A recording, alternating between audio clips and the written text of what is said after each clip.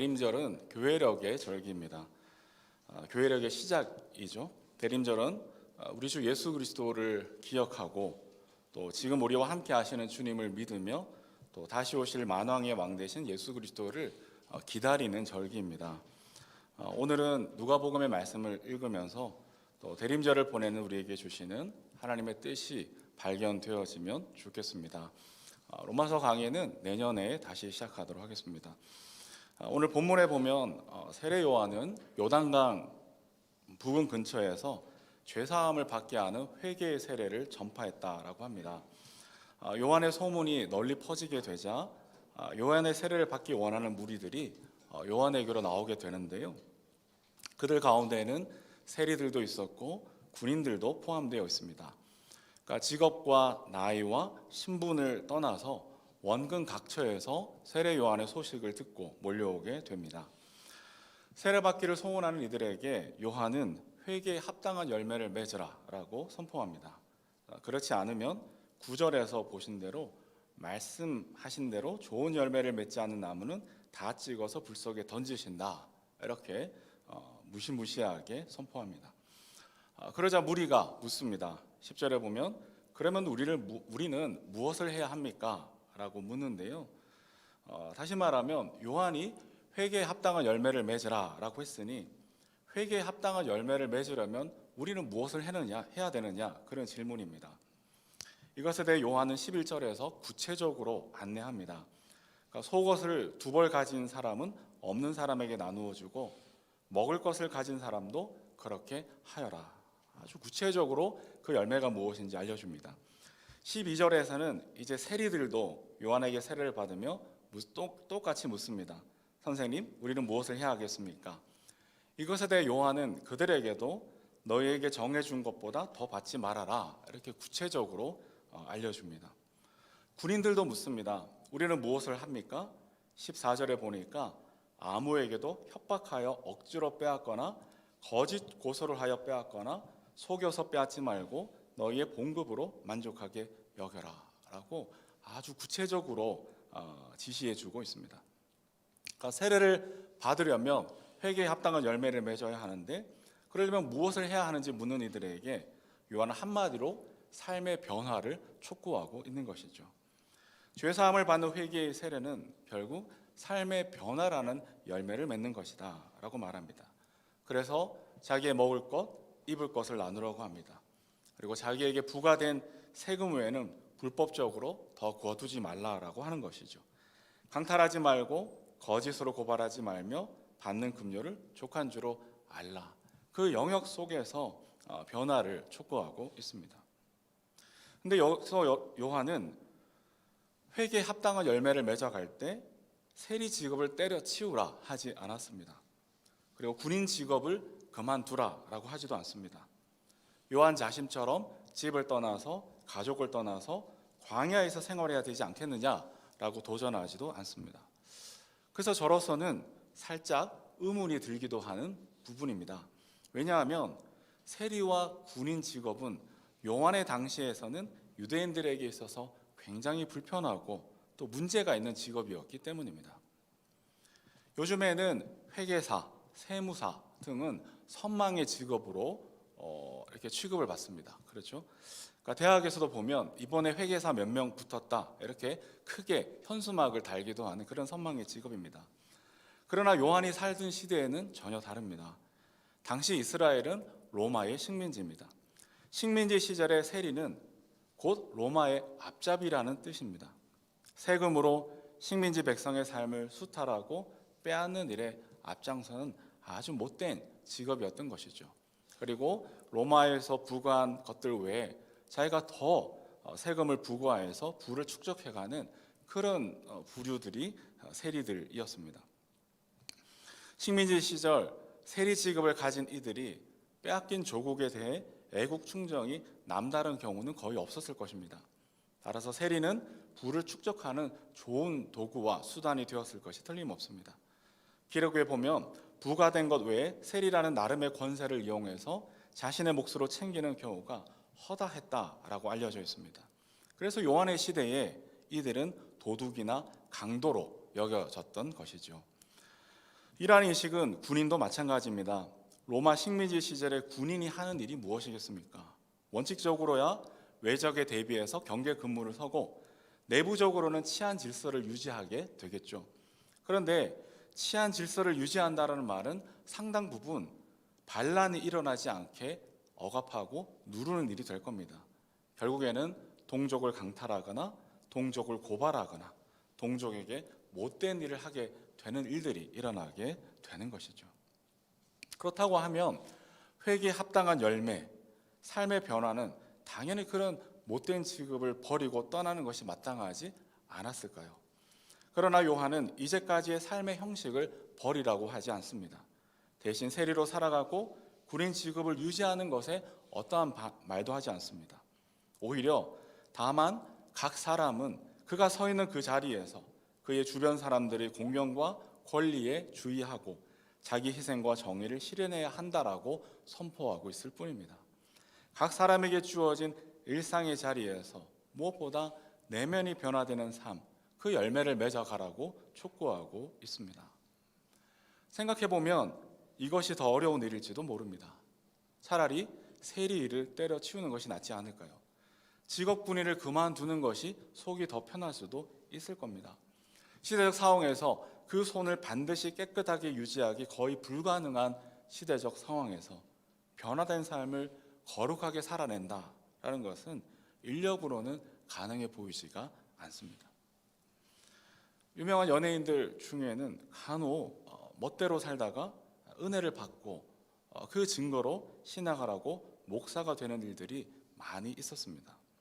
분명 개인적인 결단과 간증들이 분명히 있으셨겠지만 저에게는 별로 설득이 되지 않은 것 같습니다. 대단한 것은, 정말 대단한 분들은 은혜를 받고서도 여전히 연예인이라는 그 직업 속에서 살아가는 사람들이 아닐런지요. 나의 사랑하는 교회는 지금까지 부활절, 추수감사절, 성탄절 헌금은 외부 기관에 후원을 해왔습니다. 이번 추수감사절 헌금도 지난 11월에 우리가 드렸지만 아마도 열매 나눔 재단에 감사한 마음으로 후원하게 될 겁니다. 그리고 12월에 있을 성탄절 헌금은 말리제 지역 주민센터를 통해서 이웃들에게 나누려고 살펴보고 있습니다. 절개 헌금을 외부에 후원하는 일에 모두가 기쁜 마음으로 동참해 주셔서 주님께서 크게 기뻐하신다라고 저는 생각합니다. 그리고 이 마음 그대로 말리제 공간 뜰에서도 이웃을 위한 사역을 우리는 펼쳐나가려고 준비하고 있습니다. 주중에는 전환 공간으로 사용해서 이웃들도 편하게 그 공간을 사용할 수 있도록 모색해 보려고 합니다. 그런데 여기에는 적지 않은 비용이 들게 될 것입니다.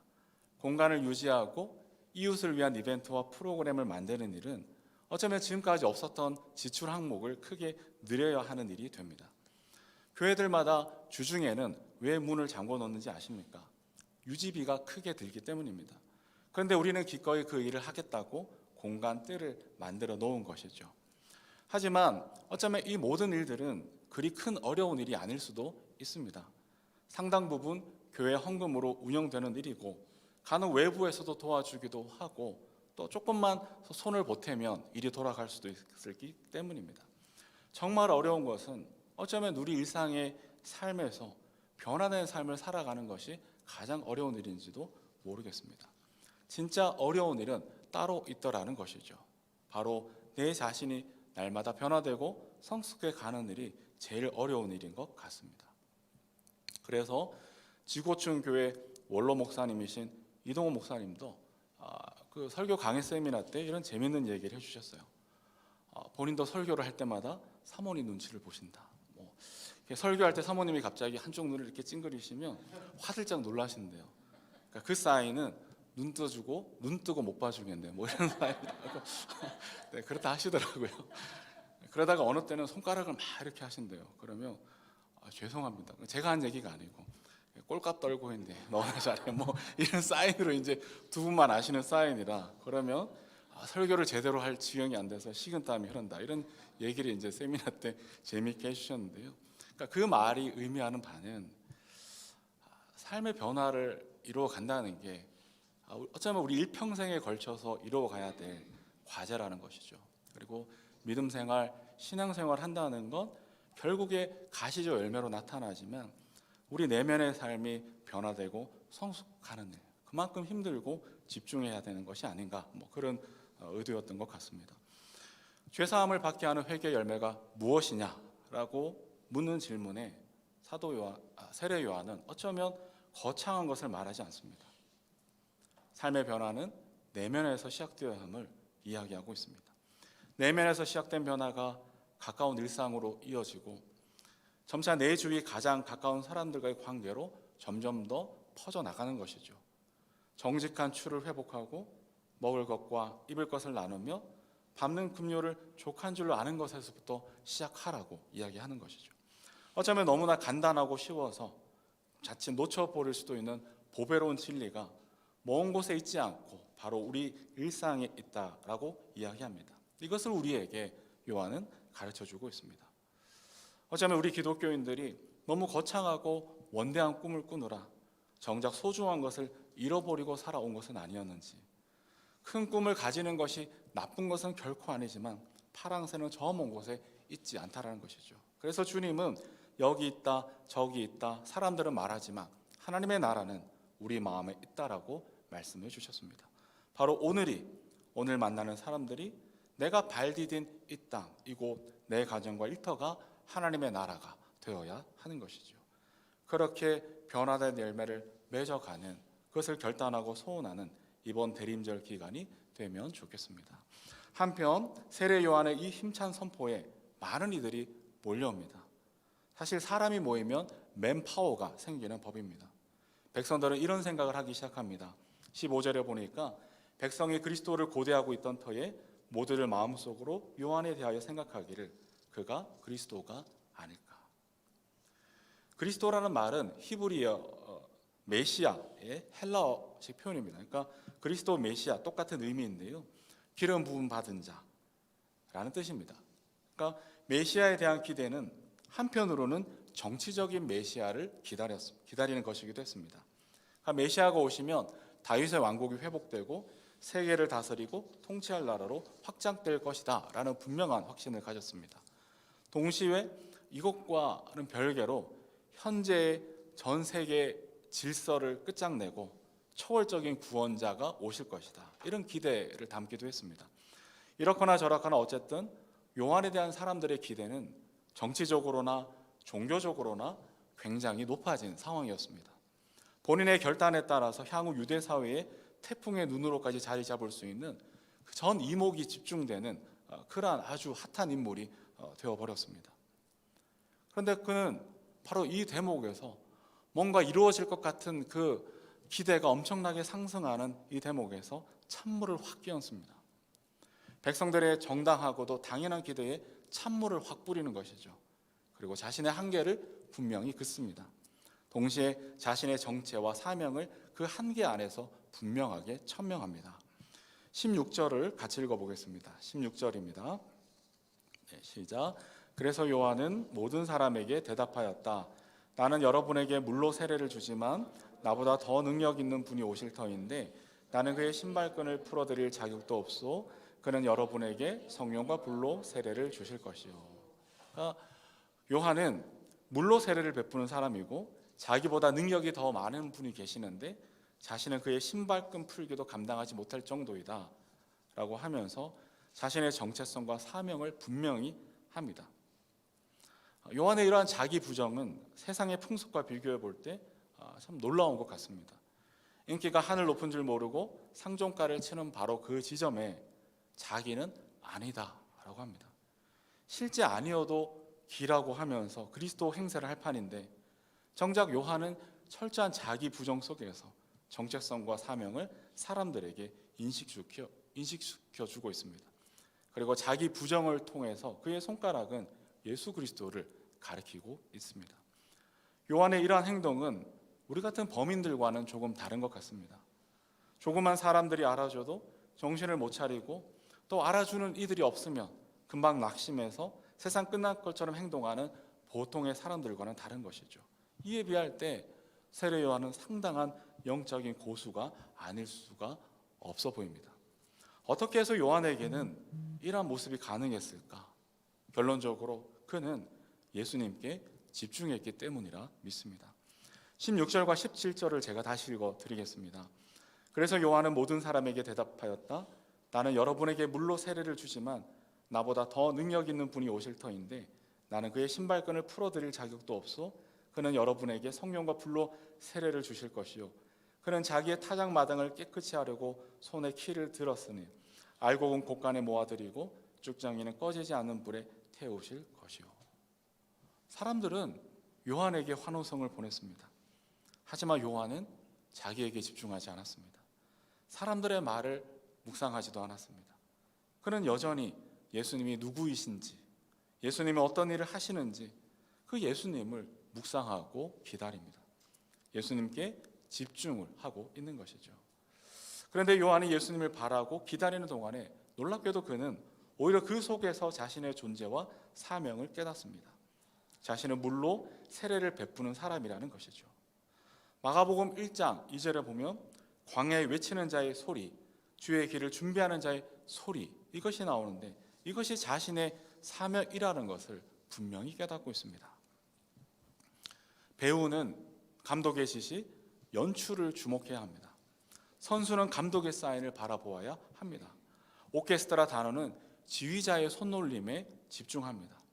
만일 감독의 지시와 사인을 무시하거나 자칫 관중들의 환호에 정신을 차리지 못하게 될 때 아무리 실력이 뛰어난 선수, 연주자, 연기자라 하더라도 제대로 실력을 발휘했을 뿐더러 그 더 나아가 전체 공연과 시합을 망치게 되는 것이죠.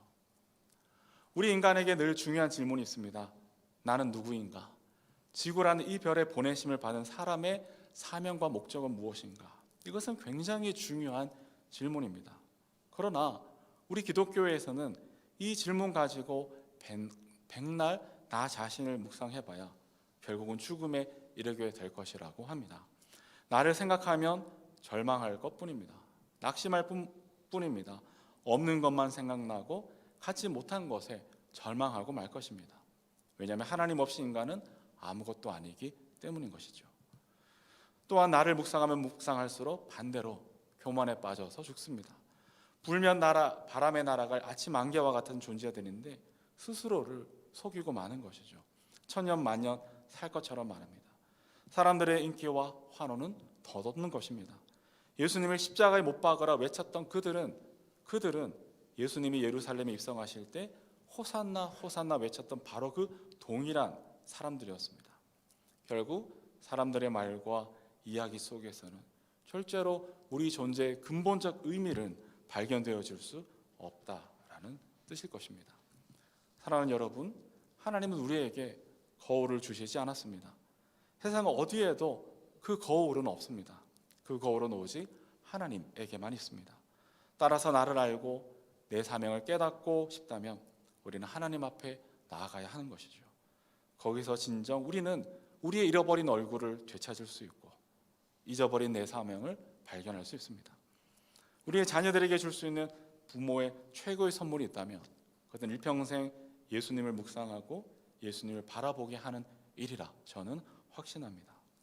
세례 요한이 위대했던 것은 결코 그의 행적 때문이 아닙니다. 광야에서도 메뚜기와 석청으로 연명했던 그 영웅 같은 삶 때문이 아닙니다. 주위의 환호와 시선에도 아랑곳 없이 예수님을 바라고 기다렸던 사람이었기 때문입니다. 이것이 그를 오늘 우리가 기억하는 위대한 요한이 되게 한 줄로 저는 생각합니다. 나는 누구인지, 내가 할 일이 정말 무엇인지, 여러분 신적인 사명은 무엇인지 알고 싶으십니까? 어떤 분은 누가 인생의 매뉴얼을 좀 알려주면 좋겠다. 그러니까 내가 매일매일 어떻게 살아야 될지 좀 알려주면 좋겠다 이런 얘기를 하시더라고요. 그러니까 우리가 나이가 들어갈수록 정말 삶이 더 마음대로 되지 않은 이 현실에 대한 답답함, 한탄에서 나온 이야기일 것이겠죠. 그러나 주님은 오늘 요한을 통해서 우리에게 말씀하시는 줄로 믿습니다. 요한을 보지 말고 주위의 환경 가운데 매몰되지 말고 나 자신을 물론 돌아보아야 하겠지만 그러나 제일 중요한 건 이미 내 안에 와 계신 예수님, 내게 주신 이름 우리 주 예수 그리스도를 더 붙들고 알아가고 동행하는 삶을 살아가라. 세례 요한을 통해서 말씀하시는 듯합니다. 대림절을 보내면서 그리고 성탄절을 기다리면서 세상 죄를 지고 가시는 어린 양 예수님을 더욱 깊이 묵상하시면 좋겠습니다. 선줄로 안즉 넘어진다 했습니다. 우리가 예수님을 다 안다 생각하는 순간 예수님을 모르게 될 것입니다. 그러나 날마다 낯선 예수님을 우리 삶 속에서 묵상하고 만나갈 때 이전엔 알 수 없었던 주님의 마음, 주님의 뜻을 더 깊이 깨달아갈 줄로 믿습니다. 매일 아침과 저녁으로 온종일 오늘 예수님은 나에게 어떤 분이신지, 오늘 예수님은 나에게 어떤 분이신지 묵상하고 고백하시고 또 가능하시면 한번 적어보시면 좋겠습니다. 적어보시면 좋겠습니다. 그것으로 충분한 믿음의 삶을 우리는 살아가게 될 겁니다. 그렇게 해갈 때 어쩌면 내가 누구인지, 나의 사명이 무엇인지는 더 이상 우리에게 중요하지 않을 수도 있습니다. 필요하면 보여주시고 인도하시고 가르쳐 주실 것입니다. 하지만 가르쳐 주시지 않아도 상관없습니다. 왜냐하면 우리는 하나님의 신실하심이 예수 그리스도의 순종하심으로 구원해 주신 하나님의 백성이기 때문입니다. 성령을 통해서 이미 우리 안에 와 계시는 예수님이 나를 통해서 하나님의 일을 펼쳐 가실 것이기 때문입니다. 그러니 오늘 여기 주님이 나와 함께 하심을 믿고 오늘 하루를 살아가는 것이죠. 한날의 괴로움은 한날로 족하다 하셨습니다. 오늘을 어떻게 살아가시겠습니까? 다시 한번 요한이 아닌 요한의 손가락이 가리키는 세상 죄를 지고 가는 하나님의 어린 양 예수님 안에 날마다 거하는 이번 대림절이 되어야 하겠습니다. 마지막으로 18절에 보니까 18절 말씀 보시면 요한이 그 밖에도 많은 일을 권면하면서 백성에게 기쁜 소식을 전하였다라고 합니다. 기쁜 소식이 무엇이겠습니까? 여러 가지 것들이 있지만 제일 중요한 건 복음입니다. 그리고 성경에서 복음은 예수 그리스도의 대속적 죽으심과 부활의 소식을 복음이라고 합니다. 예수님의 오심, 예수님을 복음이라고 하시는데요.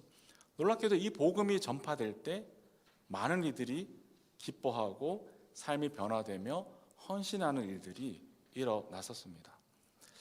근데 오늘 본문의 한정에서 보니까 19절, 20절에서는 꼭 그렇지만은 않은 것 같은 결과가 나옵니다. 분봉왕 헤롯이 요한을 옥에 가두어 버립니다. 우리는 여기서 중요한 사실을 깨닫습니다. 기쁜 소식, 즉 복음을 전한다고 해서 모두가 좋아하는 것은 아니구나. 그러니까 예수 그리스도의 교회를 모두가 환영하지만은 않겠구나. 심지어 수치와 모욕을 겪고 옥에 갇힐 수도 있겠구나라는 것을 생각합니다. 물론 그렇다고 기쁜 소식, 복음에 문제가 있기 때문은 절대로 아닙니다. 다만 헤롯이 그를 옥에 가둔 것은 복음은 선포되었지만 그가 여전히 죄 가운데 있었기 때문에 복음이 복음으로 역사하지 못했던 것이죠. 그러므로 교회와 성도는 믿음의 여정을 걸어갈 때 절대로 복음을 부끄러워해서는 안 될 것입니다. 때로 복음이 거부를 당하고 복음이 환영을 받지 못하고 교회와 성도의 삶이 세상 속에서 설득이 안 되는 지점들이 있더라도 우리는 부끄러워할 수 없습니다. 포기할 수가 없습니다. 낙심하거나 실망해서도 안 됩니다. 때로 예수님 이름 때문에 옥에 갇히거나 핍박을 받는 것 같은 수치와 어려움을 겪어도 우리는 이 복음을 포기할 수는 없습니다. 왜냐하면 이 복음은 때가 이르면 거둘 것이기 때문입니다.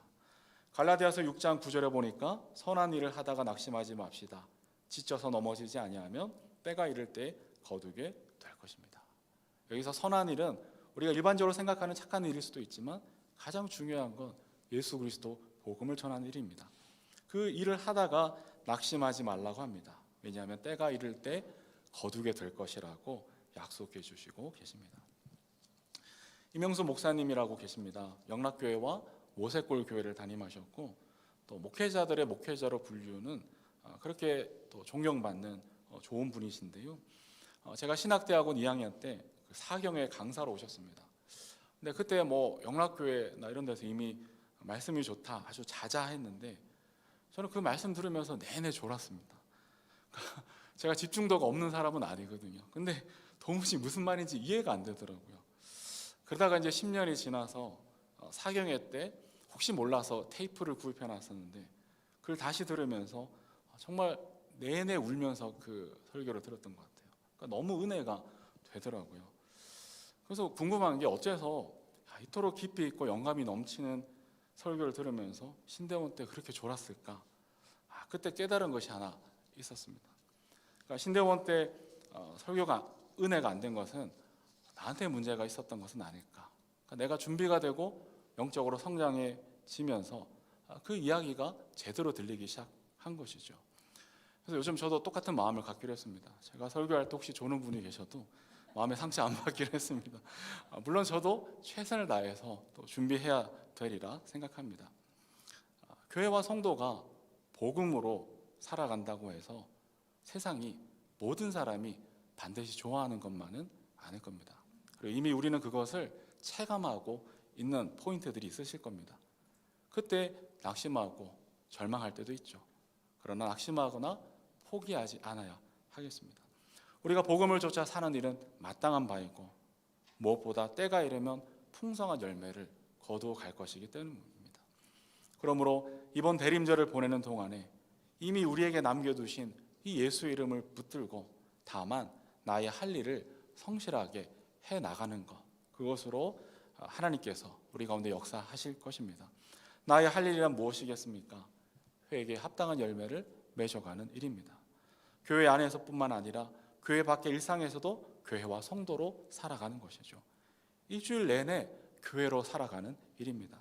예수님이라면 어떻게 하셨을까를 늘 우리 스스로에게 묻고 또 주님께 기도 드리면서 우리를 보내시는 삶의 자리에서 거룩하게 변화되어 가는 일이 무엇보다 중요할 것입니다.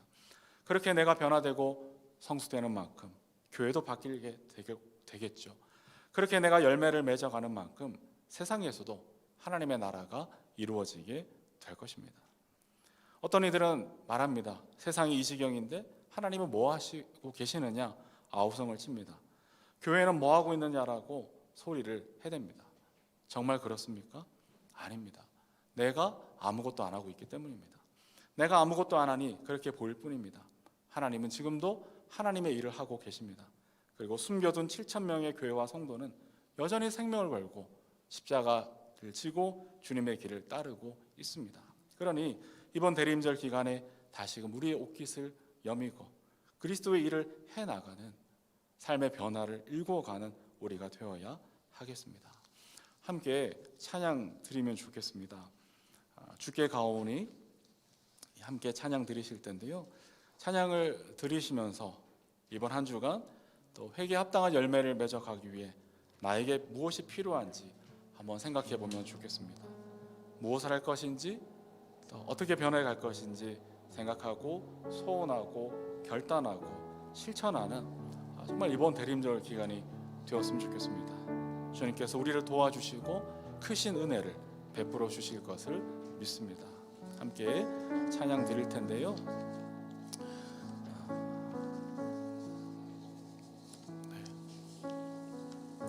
조금 시간이 걸려가지고 악보가 때까지 조금만 기다려 주시면 좋겠습니다.